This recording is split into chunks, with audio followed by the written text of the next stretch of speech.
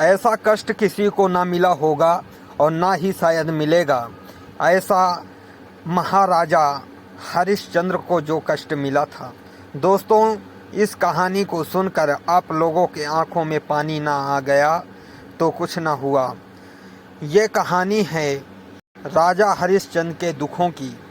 ऐश्वर्य में जी रहे राजा हरिश्चंद्र एक महान राजा थे, परंतु एक दिन उनको किसी की नज़र लग गई। देवलोक में सभी ऋषि मुनियों और देवताओं की बैठक लगी हुई थी और उन्होंने यह विचार किया कि संसार में सबसे महान कौन है, जो कि सत्य पर टिका हुआ है और सत्य से महान कोई भी नहीं हो सकता। यह विचार कर रहे थे कि वहाँ वशिष्ठ ऋषि ने कहा कि राजा हरिश्चंद्र हैं, जो कि सबसे बड़े सत्यवादी हैं, जो पृथ्वी लोक में रहते हैं। यह सुनकर विश्वामित्र को हंसी छूट पड़ी, क्योंकि विश्वामित्र एक मनुष्य पर सत्यवादी होने का बात सुनकर वह हंस उठे कि मनुष्य ऐसा सत्यवादी नहीं हो सकता कि वो हमेशा अपने वचनों पर कायम रहे और अडिग रहे। उनकी हंसी देखकर नारद मुनि बोले कि आप क्यों हंस रहे हैं महर्षि। तब ऋषि विश्वामित्र ने कहा कि मनुष्य कभी भी ऐसा सत्यवादी नहीं हो सकता। तो विश्वामित्र जी ने कहा कि वो हैं, उनसे महान सत्यवादी आज संसार में कोई भी नहीं है। यह सुनकर विश्वामित्र कहे कि मैं जब तक उनकी परीक्षा ना ले लूं तब तक कैसे सिद्ध कर दूं कि वो सत्यवादी हैं। यह बात कहकर ऋषि विश्वामित्र वहां से चले आते हैं और सीधा अयोध्या आते हैं राजा हरिश्चंद्र के राज में, और उनसे कहते हैं, हे राजन, मुझे एक यज्ञ करना है, उसके लिए मुझे धनराशि की ज़रूरत है, सो तुम मुझे दे दो। यह सुनकर राजा हरिश्चंद्र दानी भी थे। उन्होंने कहा कि हे महर्षि, आपको जो भी जितना भी धन चाहिए आप मुझसे ले सकते हैं। विश्वामित्र ने कहा, जो कुछ भी मांगूंगा आप दे देंगे राजन। तब राजा हरिश्चंद्र जी कहते हैं कि हे महर्षि, आपके लिए तो मैं प्राण दे दूं, आप बोलिए, जो कुछ भी चाहिए मैं आपको दे दूंगा। तब महर्षि विश्वामित्र कहते हैं कि हे राजन, मुझे अपना ऐश्वर्य, राजपाट सब कुछ मुझे दे दो। यह सुनकर राजा हरिश्चंद्र के अंदर मुस्कुराहट आ जाती है और वो कहते हैं कि हे महर्षि, आपने यह क्या मांग लिया, यह सब कुछ आपका हुआ। विश्वामित्र अचंभित हो गए कि इतने सहज भाव से कोई राजपाट कैसे दे सकता है। विश्वामित्र ने कहा, हे राजन, तुमने एक वचन और दिया है मुझे धन राशि देने का, सो उसे भी पूरा करो। तब राजा हरिश्चंद्र कहते हैं कि हे महर्षि, आपको कितना धनराशि चाहिए। तब विश्वामित्र जी कहते हैं, मुझे 100 स्वर्ण मुद्राएं चाहिए, सो तुम मुझे दे दो। यह सुनकर राजा हरिश्चंद्र जी कहते हैं कि हे महर्षि, मैं आपको शाम तक 100 स्वर्ण मुद्राएं दे दूंगा। यह सुनकर राजा हरिश्चंद्र की बात सुनकर विश्वामित्र को लगा कि यह कैसे पूरा हो पाएगा, परंतु राजा हरिश्चंद्र तो हरिश्चंद्र ही थे। वह जाते हैं और नगर के बाहर अपनी ही बोली लगा देते हैं। कहते हैं, जो कोई भी मुझे 100 स्वर्ण मुद्राओं में खरीद लेगा, सो वो उसका मैं दास हो जाऊंगा।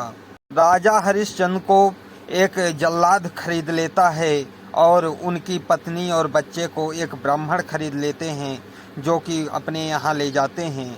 और राजा हरिश्चंद्र जी उन स्वर्ण मुद्राओं को ले जाकर विश्वामित्र जी को दे देते हैं। विश्वामित्र के मन में विचार आया कि ऐसा कैसे हो गया, यह अडिग क्यों है अपने बात पर। यह सब सोचकर वह विश्वामित्र ने एक नाग को प्रकट किए और उसके पुत्र को, राजा हरिश्चंद्र के पुत्र राहुल को डसवा लेते हैं। राहुल को जब नाग डस लेता है तो राहुल की माता तारावती, जो कि हरिश्चंद्र की पत्नी थी, वह रोती बिलखाती रहती हैं और वे शमशान ले जाती हैं अपने बच्चे को जलाने के लिए। शमशान में वहाँ राजा हरिश्चंद्र जी पहरा दे रहे थे, क्योंकि वो एक जल्लाद के यहाँ दासत्व स्वीकार किए हुए थे। सो जल्लाद ने उन्हें शमशान में काम दे दिया हुआ था कि जो कोई भी यहाँ अपनी लाश जलाने आए उससे कुछ चावल और एक स्वर्ण मुद्रा और कफन ले लेना। जब तारावती अपने पुत्र राहुल को जलाने के लिए वहाँ ले जाती हैं तो राजा हरिश्चंद्र जी उन्हें रोक लेते हैं और कहते हैं, हे देवी, तुम तभी लाश जला सकती हो जब तुम एक स्वर्ण मुद्रा और कफन का कपड़ा और चावल मेरे खाने के लिए दे दोगी। तारा राजा हरिश्चंद्र की आवाज़ से उन्हें पहचान लेती हैं और कहती हैं, हे स्वामी, मैं आपकी पत्नी तारा हूँ और ये आपका पुत्र है। सो इसको सांप ने डस लिया है, इसलिए मैं इसे जलाना चाहती हूँ। हे स्वामी, मैं आपकी पत्नी हूँ। राजा हरिश्चंद्र यह सुनकर रोने लगते हैं और कहते हैं कि ये क्या हो गया हमारे साथ। कुछ देर में राजा हरिश्चंद्र के मन में विचार आया और उन्होंने कहा कि हे देवी, तुम तभी जला सकती हो जब तुम हमारी कर को चुका दोगी। यह सुनकर तारा कहती हैं कि हे स्वामी, मेरे पास कुछ भी तो नहीं है जिससे मैं आपके कर को चुका दूं। तब राजा हरिश्चंद्र कहते हैं कि तुम्हारे गले में ये स्वर्ण के जो माला है उसे दे दो। तुम झूठ क्यों बोलती हो देवी कि तुम्हारे पास कुछ भी नहीं है। यह सुनकर तारा तुरंत अपने गले से वह माला जो कि सुहाग की निशानी थी उसे दे देती हैं और अपनी साड़ी का आधा कपड़ा फाड़कर राजा हरिश्चंद्र को कफन के लिए दे देती हैं। यह सब देख रहे थे देवता और ऋषि विश्वामित्र भी। सबके आँखों में आंसू आ गया। आज यह राजा जो था रंक हो गया, रंक से फकीर हो गया। आज उसकी पत्नी अपने कपड़े दे दी। यह क्या हो गया। हरिश्चंद्र अपने हिस्से का चावल मुफ्त छोड़ देते हैं और कहते हैं कि मेरे पुत्र के लिए है, सो मैं अपने हिस्से का चावल नहीं लूँगा। कुछ कथाओं के अनुसार फिर देवी तारावती चली जाती हैं अपने पुत्र को जलाकर, और रास्ते में राजा का पुत्र जो कि राजकुमार था मरा हुआ पड़ा हुआ था, क्योंकि विश्वामित्र इससे भी संतुष्ट नहीं होते और वे एक पिशाचनी को भेजकर उस राजकुमार को मरवाकर उनके रास्ते में डलवा देते हैं। वह पिशाचनी ऐसा ही करती है और वहाँ राजा के सैनिक आ जाते हैं और वहाँ देखते हैं कि रानी तारावती वहाँ खड़ी थी जहाँ वो पुत्र राजकुमार पड़ा हुआ था।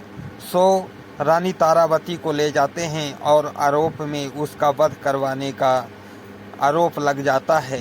रानी तारावती का वध जब उसी जल्लाद को मिलता है वध करने के लिए, सो जल्लाद काम दे देता है राजा हरिश्चंद्र को और कहता है, हे दास, तुम जाओ और इस औरत का वध कर दो। जब राजा हरिश्चंद्र उस औरत को मारने जाते हैं तो देखते हैं कि उनकी पत्नी तारा थी। वे रोने लगते हैं और कहते हैं कि तुम ऐसी हालत में कैसे हो, कैसे तुम्हें वध करने का आदेश मिल गया मुझे। तब रानी तारावती सारी वृतांत बताती है। फिर भी राजा हरिश्चंद्र कहते हैं कि तुम्हें चूँकि मुझे काम मिला है तुम्हें मारने का, हे देवी, तुम मेरा सहयोग करो और तुम्हारा मैं वध कर सकूं। ताकि रानी तारावती भी तो राजा हरिश्चंद्र की ही पत्नी थी, वह कैसे पीछे हट सकती थी। दोस्तों, रानी तारावती राजा हरिश्चंद्र के कहने पर उस जगह पर आ जाती हैं जहाँ की वह सहज भाव से उनका सर धड़ से अलग कर सकते थे। यह सब देख रहे थे देवता और किन्नरगण, सभी देखकर अचंभित थे और सभी के आंखों में पानी था।